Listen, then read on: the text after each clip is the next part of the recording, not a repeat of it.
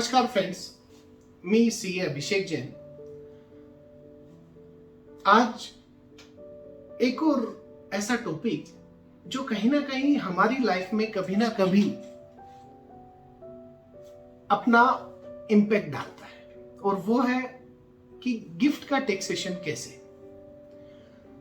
Gift कई forms में, जैसे कि हम बात करते हैं मनी के रूप में। मनी में भी कैसा, या तो कैश में आ सकता है या बैंक के थ्रू आपके अकाउंट में आ सकता है।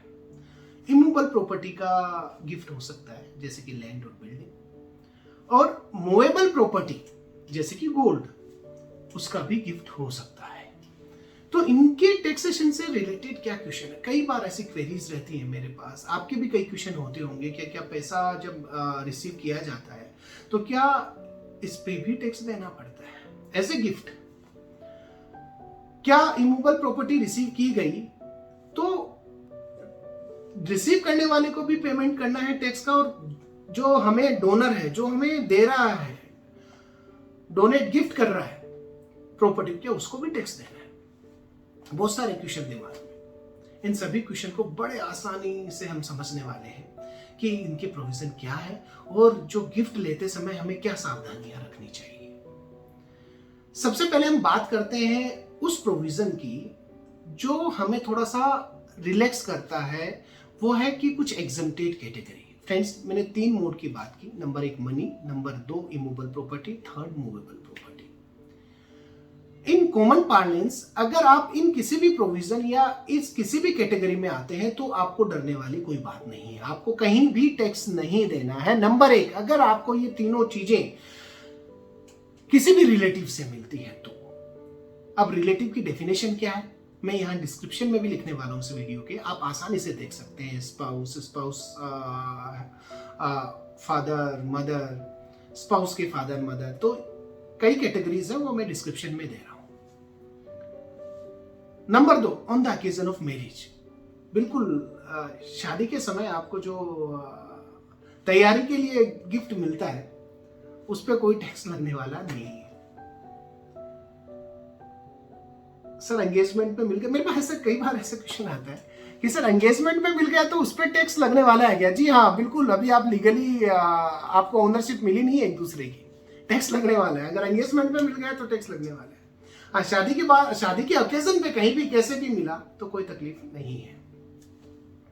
नेक्स्ट कैटेगरी आती है इनहेरिटेंस में, वसीयत के थ्रू या जैसा भी है, और अंडर कंटेम्पलेशन ऑफ डेथ जिसकी होती है उसकी इच्छा के अनुसार मिले किसको, रिसीवर को, तो कहीं टैक्स लगने वाला नहीं है इन तीनों कैटेगरी में। तो ये तो एक बात हुई कि ये कुछ एग्जम्प्टेड कैटेगरी थी जिन पे रिसीवर को टैक्स नहीं लगने वाला। पर अगर इनके अलावा कहीं से गिफ्ट आ जाए तो, सर मैंने मेरे फ्रेंड से गिफ्ट ले लिया, मनी में ले लिया, तो क्या टैक्स लगेगा? बिल्कुल लगने वाला है। प्रोविजन सबसे पहले मनी से रिलेटेड। मनी में यहां दोनों चीजें मैं काउंट करूंगा, कैश में आपको मिल रहा है और बैंक के थ्रू आपके अकाउंट में आ रहा है। अगर ये अमाउंट पूरे साल भर में मिला के टोटल करके, चाहे आपको कहीं से भी मिला हो, 4 बंदों से आपको गिफ्ट मिला जो कि एग्जम्प्टेड कैटेगरी में नहीं है, जो हमने अभी डिस्कस किया, टोटल मिला के अगर 50,000 से ज्यादा होता है तो जो भी एक्सेस अमाउंट है उस पर टैक्स लगने वाला है। जैसे अगर आपको XYZ 3 बंदों से 30 यानी 90,000 आपको मिले, टोटल किया जाएगा, चाहे बैंक के थ्रू मिलो चाहे आपको कैश में मिलो, टोटल किया जाएगा और माइनस किया जाएगा 50,000, तो 40,000 पे आपको टैक्स देना, और ये 40,000 इनकम फ्रॉम अदर सोर्सेस की कैटेगरी में जाएगा, और जो आपकी टैक्स की स्लैब है उसमें जाके टैक्स लगने वाला है। 5%, 20%, 30% जिस कैटेगरी में आते हो, न्यू टैक्स स्लैब है वो उसके अकॉर्डिंग भी आपको टैक्स लग सकता है।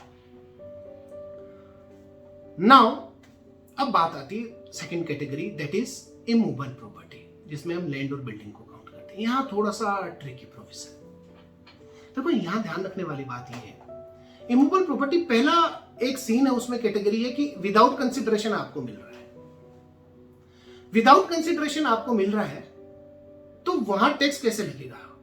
वहां टैक्स लगेगा, देखो यहां डिफरेंस क्या है। पहले हमने जो मनी में देखा था वहां टोटल सभी को इंक्लूड करके लिया जाता था। यहां इमूवेबल प्रॉपर्टी के केस में पर्टिकुलर ट्रांजैक्शन पे हमें टोटल मतलब वो अमाउंट देखना है, टोटल नहीं करना, पर्टिकुलर ट्रांजैक्शन का अमाउंट देखना है। जैसे कि आपको किसी ने, आपके फ्रेंड ने एक कमर्शियल प्रॉपर्टी गिफ्ट की, अब उस प्रॉपर्टी का आपको स्टाम्प ड्यूटी वैल्यू देखना है। पैसा लिया नहीं, कंसिडरेशन था नहीं, स्टाम्प ड्यूटी वैल्यू आपने देखा, वो आ रहा है let's assume 7 lakh. Stamp duty value minus 50,000, अगर ज्यादा हो रहा है तो टैक्सेबल पूरा का पूरा होगा आपका income from other sources, right. अगर 50,000 से एक्सीड करता है तो यानी कि 6,50,000। दूसरी साइड आते हैं, अगर आपसे कंसिडरेशन, इनएडुकेट कंसिडरेशन लिया जाता है, आपके फ्रेंड ने आपको गिफ्ट किया, अब आपने 7 लाख की प्रॉपर्टी का 2 लाख रुपीज उसको दिया। अब यहां क्या देखा जाएगा, 2 लाख दिए, कोई वैल्यू डिसाइड नहीं थी, आपने दे दिया ऐसे। यहां आप कैलकुलेशन कैसे देखा जाएगा, स्टैम्प ड्यूटी वैल्यू, हम मान रहे 7 लाख की प्रॉपर्टी थी, स्टैम्प ड्यूटी वैल्यू जो सर्किल रेट जिसे हम बोलते हैं वो 7 लाख से आ रहा है, राइट। तो वो आपको मिला और आपने पैसे कितने दिए, 2 lakh minus 2 lakh, right. Difference 5 lakh, exceed 50,000, right. तो ये जो डिफरेंस है कितना, 5 लाख का।